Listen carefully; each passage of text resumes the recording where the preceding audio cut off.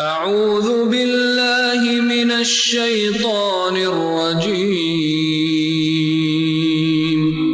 بسم اللہ الرحمن الرحیم۔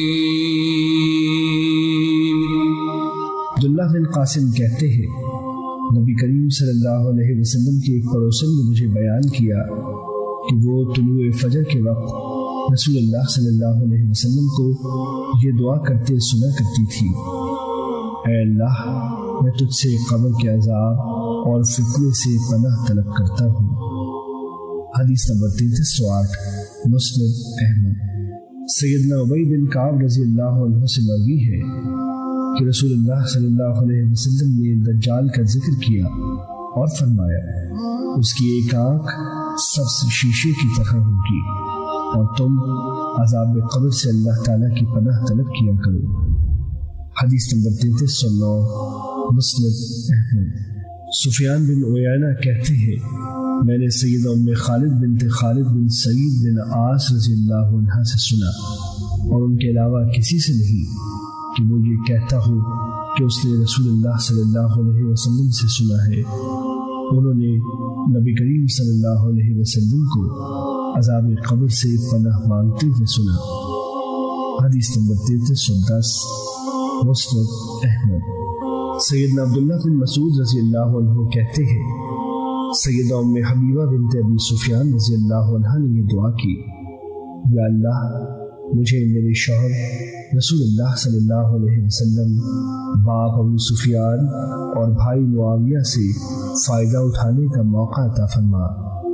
لیکن رسول اللہ صلی اللہ علیہ وسلم نے ان سے فرمایا: تم نے اللہ تعالیٰ سے ایسی باتوں کا سوال کیا ہے جن کے اوقات اور ایام مقرر کیے جا چکے ہیں اور ان کے رزق بھی تقسیم کیے جا چکے ہیں۔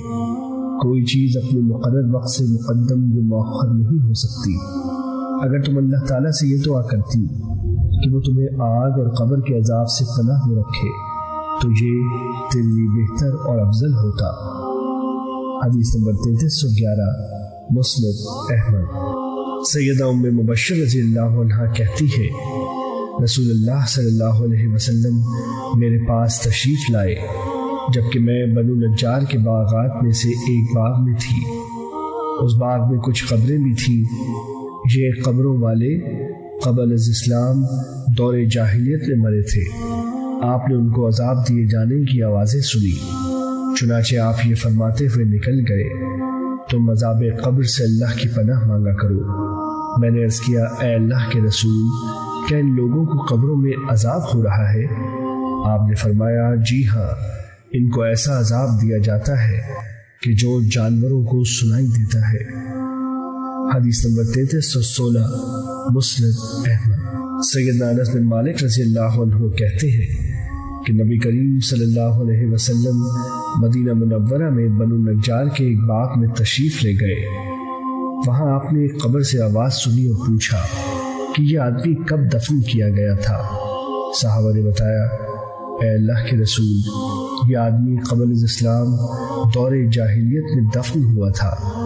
یہ سن کر آپ کو قدر اطمینان ہوا اور فرمایا: اگر یہ اندیشہ نہ ہوتا تم مردوں کو دفن کرنا چھوڑ دو گے تو میں اللہ تعالیٰ سے دعا کرتا کہ وہ تمہیں عذاب قبر کی آواز سنا دے۔ حدیث نمبر 33